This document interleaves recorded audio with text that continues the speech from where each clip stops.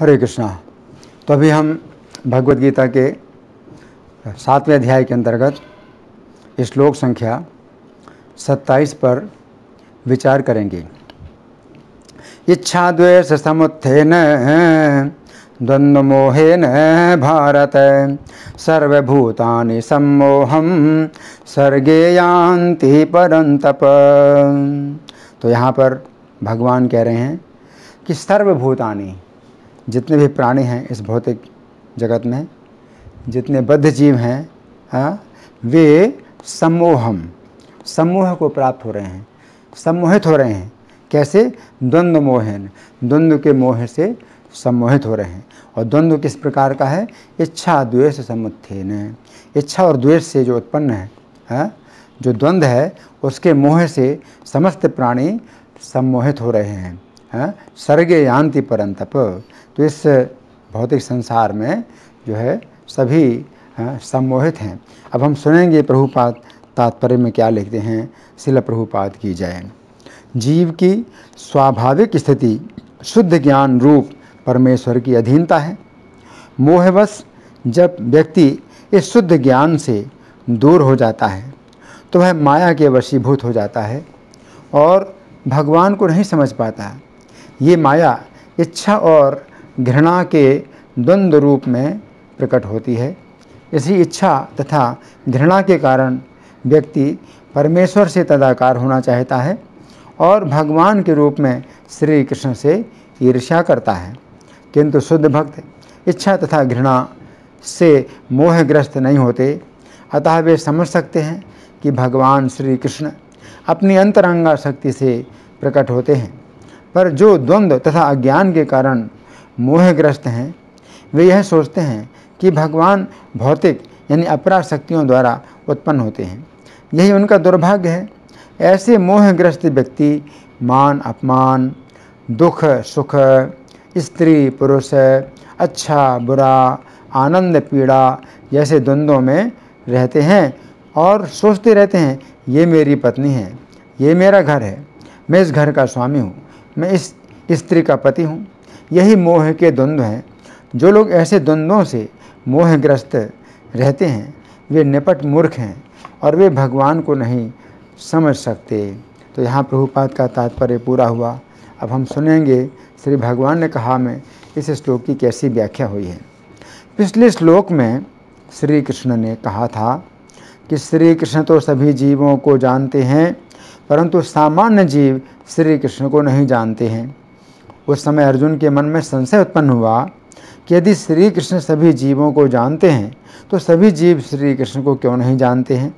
अंतर्यामी होने के कारण श्री कृष्ण अर्जुन के संशय को समझ गए। अतः उन्होंने इस श्लोक में बताया है कि जीव के अंदर इच्छा तथा द्वेष ही कारण हैं जिनके कारण द्वंद्व उत्पन्न होता है तथा ये द्वंद्व ही बाधा उत्पन्न करता है कि जीव श्री कृष्ण का भजन नहीं करता है। इस श्लोक में श्री कृष्ण की दो अत्यंत महत्वपूर्ण शिक्षाएं हैं जिनकी हम क्रमपूर्वक चर्चा करेंगे। तो पहली शिक्षा, श्लोक की प्रथम पंक्ति के शब्द हैं इच्छा द्वेष समुत्थेन द्वंद्व मोहेन भारत। अर्थात हे भारत, जीव के अंदर जो इच्छा तथा द्वेष हैं उनके द्वंद्व से मोह उत्पन्न होता है। गीता 3:37 के तात्पर्य में श्रील प्रभुपाद लिखते हैं कि जब जीवात्मा भौतिक सृष्टि के संपर्क में आता है तो उसका शाश्वत कृष्ण प्रेम रजोगुण की संगति से काम में परिणत हो जाता है। इसी काम को इस श्लोक में श्री कृष्ण इच्छा कह रहे हैं। अब यदि हम विचार करें कि कृष्ण प्रेम तथा काम में क्या अंतर है तो इस संबंध में चैतन्य चरितामृत में आदि लीला के अंतर्गत अध्याय संख्या 4 में बताया गया है कि अपनी खुद की इंद्रियों को तृप्त करने की इच्छा काम कहलाती है तथा श्री कृष्ण की इंद्रियों को तुष्ट करने की इच्छा प्रेम कहलाती है। अब यहाँ पर समझने की बात यह है कि जीव में प्रारंभ में श्री कृष्ण के प्रति प्रेम था परंतु इस भौतिक संसार में गिरने के बाद रजोगुण की संगति से यही कृष्ण प्रेम काम में परिणत हो गया। जिस समय खटाई की संगति से जिस प्रकार खटाई की संगति से दूध दही में परिणत हो जाता है तो यहाँ पर कृष्ण प्रेम को दूध समझना है तथा रजोगुण को खटाई समझना है तथा काम वासना अथवा इच्छा को दही समझना है। अभी हमने चर्चा की कि श्री कृष्ण यहाँ पर जिस इच्छा की बात कर रहे हैं वो वास्तव में काम है तथा ये काम ही क्रोध के रूप में परिणत हो जाता है यदि इस काम में कोई बाधा उत्पन्न होती है। इस प्रकार हमें समझना चाहिए कि यहाँ पर श्री कृष्ण जिस द्वेष की बात कर रहे हैं वो वास्तव में क्रोध ही है। ये बात समझने की है कि काम तथा क्रोध ये दोनों साथ साथ रहते हैं। ऐसा नहीं है कि जहाँ काम है वहाँ क्रोध ना हो। एक व्यक्ति विवाहित होने पर भी किसी अन्य स्त्री के प्रति आसक्त हो गया। आसक्ति से कामना उत्पन्न हुई तथा इस प्रकार उसे तीव्र इच्छा उत्पन्न हुई कि वो उस स्त्री के साथ किसी अन्य स्थान में भाग जाए। उस समय उसे अपनी पत्नी पर बहुत क्रोध उत्पन्न हुआ क्योंकि उसकी पत्नी उसकी कामना की पूर्ति में अत्यंत बाधक थी, इसलिए उसने अपनी पत्नी की हत्या कर दी। अब वो उस स्त्री के पास गया जिसके पास वह भागना चाहता था तथा उसने उस स्त्री को सुझाव दिया कि वो स्त्री उसके साथ भाग जाए। जिस समय उस स्त्री को पता चला कि इस व्यक्ति ने अपनी पत्नी की हत्या कर दी है, उस समय उस स्त्री ने अपनी ओर से इनकार कर दिया कि वो ऐसे व्यक्ति के साथ नहीं रहना चाहती है जिसने अपनी पत्नी की हत्या कर दी है। ऐसी स्थिति में उस व्यक्ति का काम अब पुनः क्रोध के रूप में परिणत हो गया तथा उसने इस दूसरी स्त्री की भी हत्या कर दी। इस प्रकार हमें समझना चाहिए कि काम तथा क्रोध उसी प्रकार एक साथ रहते हैं जिस प्रकार एक सिक्के के दो अगल बगल होते हैं। हिरण्यकशिपु की तीव्र कामना थी कि वो ईश्वर बन जाए तथा जिस समय उसने देखा कि श्री कृष्ण नरसिंह देव के रूप में अपने आप को ईश्वर घोषित कर रहे हैं तथा हिरण्यकशिपु का वध करना चाहते हैं, उस समय उसे श्री कृष्ण के ऊपर बहुत क्रोध उत्पन्न हुआ तथा उसने नरसिंह देव का वध करने के लिए तुरंत ही नरसिंह देव के ऊपर आक्रमण किया। उसे श्री कृष्ण के प्रति इसलिए क्रोध उत्पन्न हुआ क्योंकि उसकी ईश्वर बनने की जो कामना थी उसमें श्री कृष्ण बहुत बड़ी बाधा उत्पन्न कर रहे थे। रावण की तीव्र कामना थी कि वो सीता का भोग करे, परंतु जिस समय उसने देखा कि श्री राम उसके इस कार्य में बाधा उत्पन्न कर रहे हैं, उस समय उसे श्री राम के प्रति अत्यंत क्रोध उत्पन्न हुआ। इसके अतिरिक्त रावण को जो भी व्यक्ति ये सुझाव देता था कि वो सीता को श्री राम की सेवा में समर्पित कर दे, रावण को उसी व्यक्ति के ही ऊपर क्रोध उत्पन्न होता था। यहाँ तक कि रावण की माता ने, रावण के मंत्री माल्यवान ने भी रावण को समझाया, परंतु रावण को उनकी बातों पर अत्यंत क्रोध उत्पन्न होता था क्योंकि वो उन सभी को सीता को भोगने की कामना में बाधक देखता था। तो काम तथा क्रोध के भाव एक दूसरे के विपरीत हैं। काम का भाव जिस समय उत्पन्न होता है उस समय व्यक्ति उस वस्तु या व्यक्ति को बहुत महत्व देता है जिसके द्वारा उसकी इंद्रियों को सुख की प्राप्ति होगी, परंतु क्रोध का भाव जिस समय उत्पन्न होता है उस समय व्यक्ति उस वस्तु या व्यक्ति को नष्ट या आहत करने का विचार करता है जिसके द्वारा उसकी कामना पूर्ति में बाधा उत्पन्न हो रही है। इसलिए काम तथा क्रोध के सम्मिलित भाव से व्यक्ति के अंदर एक प्रकार का द्वंद्व उत्पन्न होता है और इस द्वंद्व के द्वारा व्यक्ति के अंदर मोह उत्पन्न होता है। मोह का अर्थ है ऐसा भ्रम जिसमें व्यक्ति अपने लिए जो अनिष्टकारी है उसी को अपने लिए हितकारी समझता है।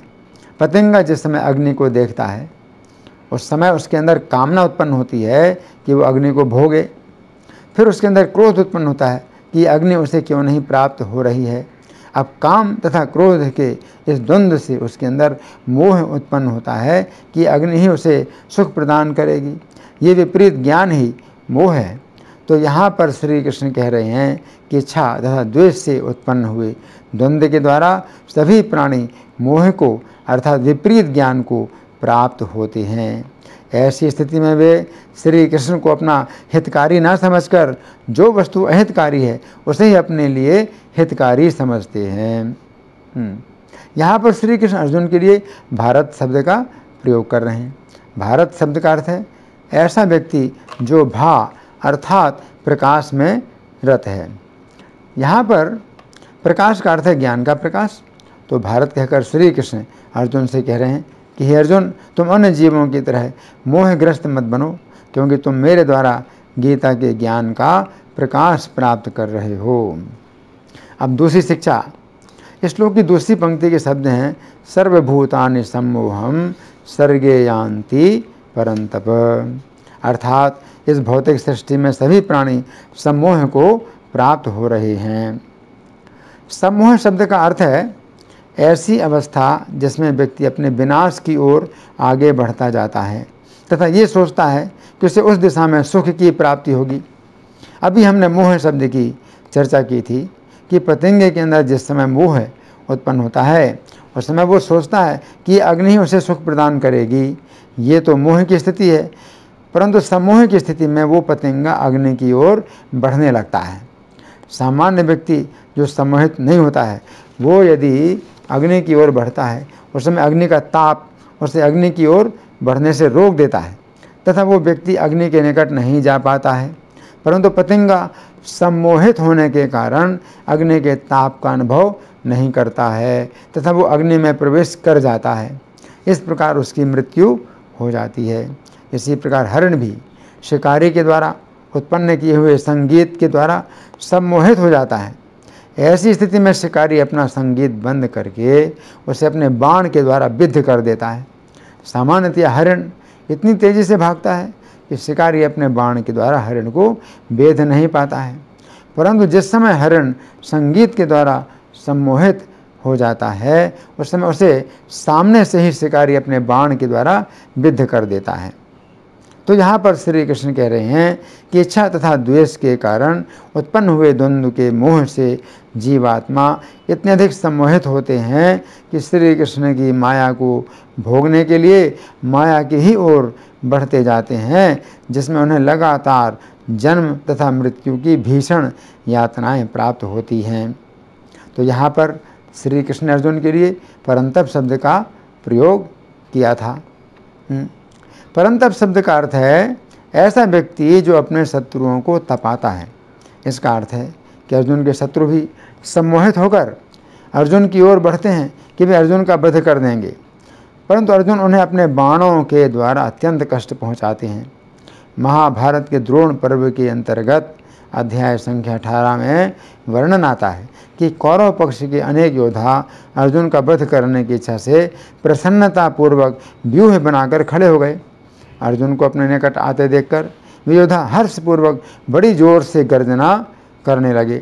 अर्जुन उन सबको अत्यंत हर्ष में भरा हुआ देखकर कुछ मुस्कुराते हुए श्री कृष्ण से इस प्रकार कहा, देवकी नंदन, देखिए तो सही, ये सभी योद्धा मृत्यु के निकट पहुँचे हुए हैं। आज युद्ध स्थल में जहाँ इन्हें रोना चाहिए वहाँ ये हर्ष से उछल रहे हैं। श्री कृष्ण से ऐसा कहकर अर्जुन ने व्यूहाकार खड़ी हुई सेना पर आक्रमण किया। तब क्रोध से भरे हुए अर्जुन ने अपने बाणों की लगातार वर्षा करके उस सेना का संहार प्रारंभ किया। जैसे सूर्यदेव अपनी किरणों के द्वारा महान अंधकार का नाश कर देते हैं। अर्जुन के बाणों की मार खाकर वे सभी सैनिक वहाँ भयभीत होकर मृगों की भांति मोहित हो गए। उस समय अर्जुन ने शत्रु समूहों का नाश करने वाले त्वाष्ट्र नामक अस्त्र का प्रयोग किया। फिर तो उस अस्त्र से हजारों रूप पृथक पृथक प्रकट होने लगे। अपने ही समान आकृति वाले उन रूपों से मोहित हो वे एक दूसरे को अर्जुन मानकर अपने ही ऊपर तथा अपने सैनिकों के ऊपर प्रहार करने लगे। ये अर्जुन हैं, ये श्री कृष्ण हैं, ये दोनों अर्जुन और श्री कृष्ण हैं। इस प्रकार बोलते हुए वे सम्मोहित होकर एक दूसरे पर आघात करने लगे। तत्पश्चात उस दिव्यास्त्र ने शत्रुओं के छोड़े हुए हजारों बाणों को भस्म करके बहुसंख्यक वीरों को यमलोक पहुंचा दिया। तो यहाँ पर श्री कृष्ण कह रहे हैं कि हे अर्जुन, जिस प्रकार सम्मोहित हुए शत्रुओं को तुम अपने बाणों के द्वारा तपाते हो, उसी प्रकार माया भी सम्मोहित हुए जीवों को जन्म मृत्यु के कष्ट से तपाती है। तो यहाँ पर भगवान कह रहे हैं इच्छा द्वेष समुत्थेन द्वंद्व मोहेन भारत। कि इच्छा और द्वेष, तो इच्छा क्या है? जीव के अंदर इच्छा होती है भोगने की, स्वतंत्र होने की। श्री कृष्ण से स्वतंत्र होकर के वो सुखी होना चाहता है। तो जब ये इच्छा होती है तो फिर उसे श्री कृष्ण से ही द्वेष उत्पन्न होता है। फिर वो श्री कृष्ण से द्वेष करता है, श्री कृष्ण को भूलना चाहता है। श्री कृष्ण सबके ईश्वर हैं और जीव का स्वरूप है उनका नित्य दास, उनकी नित्य सेवा करना। लेकिन जीव श्री कृष्ण से द्वेष के होने के कारण वो श्री कृष्ण को भूलना चाहता है और माया इसमें जीव की सहायता करती है। माया जीव को जो है भुला देती है और जीव को ये महसूस कराती है कि वो स्वतंत्र रूप से सुखी हो सकता है और इस प्रकार से जीव माया को भोगना चाहता है और माया से उसे विविध प्रकार की यातनाएं प्राप्त होती हैं। तो इच्छा द्वेष समुत्थेन द्वंद्व मोहेन भारत, इच्छा द्वेष से उत्पन्न हुआ जो द्वंद्व है। तो द्वेष द्वंद्व किस प्रकार का है? इच्छा और द्वेष। द्वंद्व का मतलब है एक दूसरे से विपरीत भाव हैं। इच्छा जहाँ इच्छा होती है तो वहाँ हम सुख ढूंढते हैं कि हमें सुख मिलेगा और जिस चीज़ से मुझे सुख मिलेगा उसको भोगने की इच्छा होती है। तो ये तो इच्छा है कि वो सुख की आशा करता है, सुख की भावना करता है।